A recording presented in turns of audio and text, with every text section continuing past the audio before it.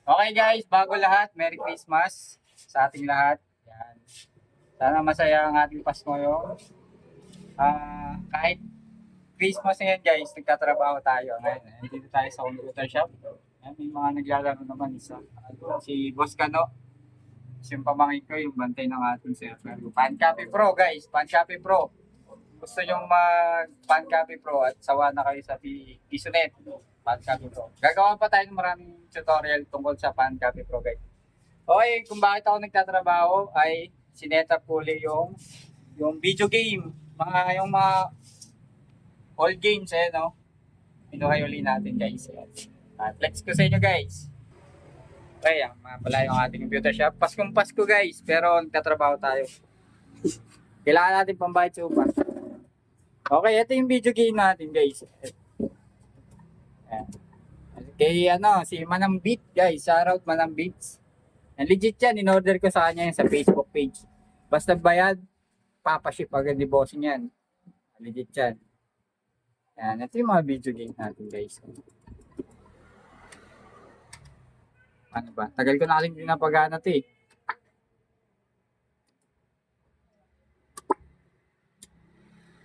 Ano ba natin papaganahin, no? Nalimutan ko na eh. Yun. Ito yata pinindot ko ito. Okay, so.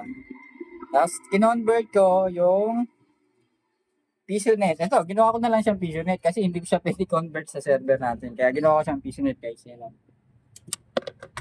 Oh, ha? Diba? Okay, pag ngayon, paano ngayon mangyayari pag naubos yung oras niya? Pag naubos yung oras niya guys, syempre mamatay yung monitor. Hindi yung player guys. Kasi yung player, bawal mamatay-matay yan. Masisira yan guys. Okay? Kahit sa mga PC naman guys pag nag-setup kayo ng Pisonet, ang mamatay lang yung monitor, hindi yung mismong CPU guys. Delikado yung mga CPU nyo pag nagkamali kayo ng conversion sa Pisonet. Kaya yan, pag naubos yung oras ni client, mamatay lang yung ating monitor, tapos mag-uulog na lang uli sila. Ano ba to? Nakalimutan ko na eh. Exit B. Exit na natin. Paano ba papagana? Ayun, A pala A. Yan, walang ano sa atin, walang holidays. Pero, syempre, pagdidiwang natin yung araw ng Pasko, guys. Sa ngayon, trabaho muna. Diba? Ito ba pinipindot ko? Start. Start ba? Ayun. A pala A. O, yan. Sa mga gusto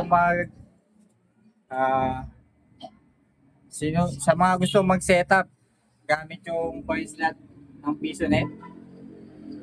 Yan. Ganito lang gagawin nyo guys. Ito yung coin slot. Pinatay ko to kasi guys, dalawa yung saksakan nyo sa likod, dalawa. Pang dalawang PC kasi yan. Pero syempre, exclusive lang siya sa video game natin. Yan. Kaya tinakbang ko to kasi baka maulugan ng player to, hindi gagana yung monitor, hindi mabubuhay. Dapat dito lang siya sa right side. Okay? Okay, sasaksak nyo lang guys yung power cord. Ayan, power cord.